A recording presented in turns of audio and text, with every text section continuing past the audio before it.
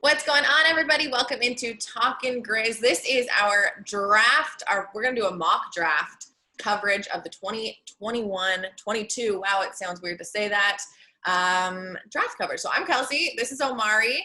Omari Sankofa II is the Pistons beat writer for the Detroit Free Press. I am so excited to have you here because you guys, for the first time in franchise history, won the draft lottery. That video that you tweeted of Coach Casey and how excited he was, it just must be such a good feeling around Detroit right now.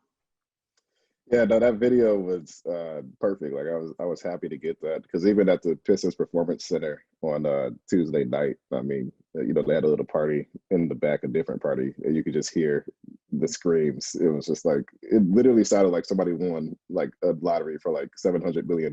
So yeah, like to say people are geeked up to get this pick is like an understatement. This franchise hasn't had a number one pick in 50 years, 51 years. So. And no playoff wins in 12 years or 13 years, which just sounds crazy, if you just look at their history. So, yeah, it's a lot riding on this pick, and I think the franchise is just geeked up right now. All right, so let's do a little rewind then. Detroit ended the bottom of the East last year, 20-52. Let's look at the roster they had for this season, and positionally, Omari, what do you think was missing? I think they missed shooting. I think the spacing was just kind of crunched throughout the season. I think the biggest issue is just lack of scoring in general. Obviously Blake had a down season before he was bought out. Derrick Rose kind of struggled before he was traded, and of course he kind of found his groove after the fact with the New York Knicks. But you more or less just had one guy who could really just kind of take the ball to the hole with Jeremy Grant. And then you were just kind of hoping and praying every night that, Saddiq Bey has a good night, which Saddiq Bey was, first team all rookie. So, obviously he probably did better than most people expected. But they just really kind of lacked that, just that scoring punch every night. They were pretty close to being an average defensive team, but, they had one of the league's worst offenses. So, of course, you have a first pick, in Cade, who basically addresses all your biggest weaknesses. He's a great playmaker. He's a great shooter. You could see him being a lead offensive option in the NBA. So, he just plugs pretty much all the holes that they had last season.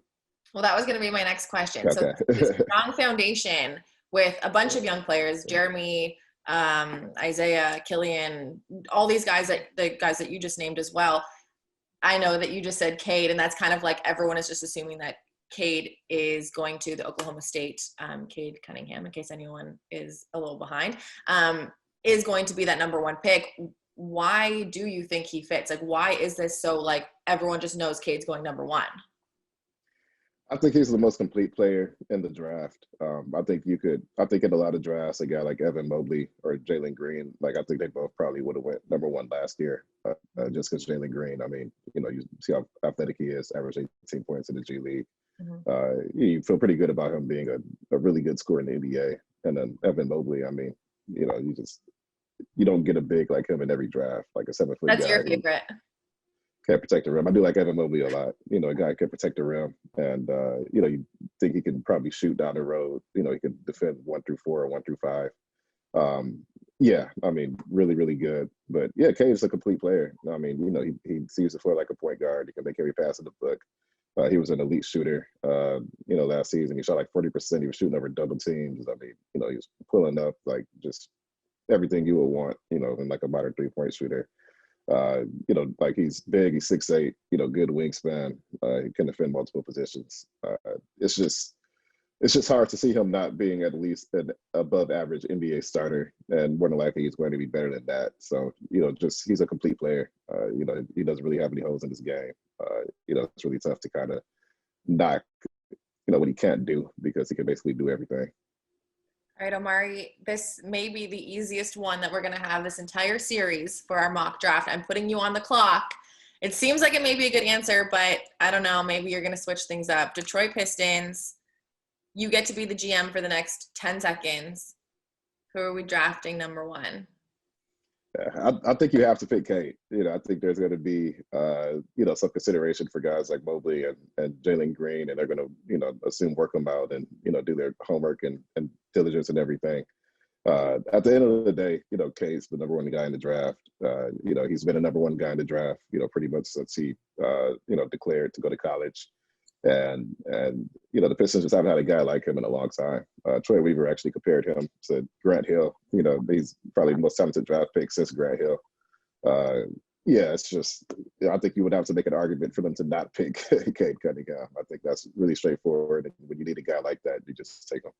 Omar, does it mean anything to this Pistons team? And obviously, like, you work so closely with them, that Cade said he's only working out with one team before the draft. Does that mean anything? I think it does, just, from the standpoint of, if I'm Cade and I want to go number one, then why would I signal anything other than I want to go number one?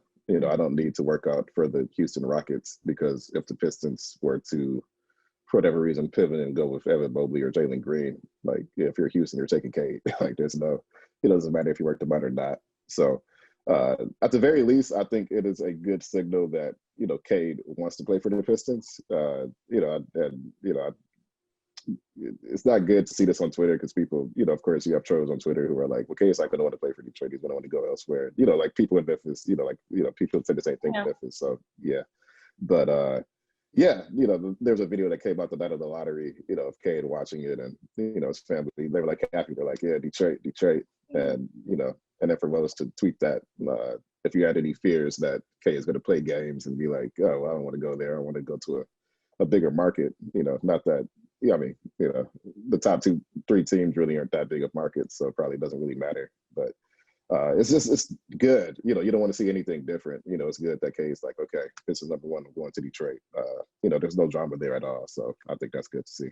All right. I love to hear that. It's been lovely hearing from you. As always, our Memphis friend, we miss you here. For anyone who doesn't know, Omari left us. He used to cover the Grizzlies. Now he's up in Detroit, gets to cover another, top pick, which is so exciting for you.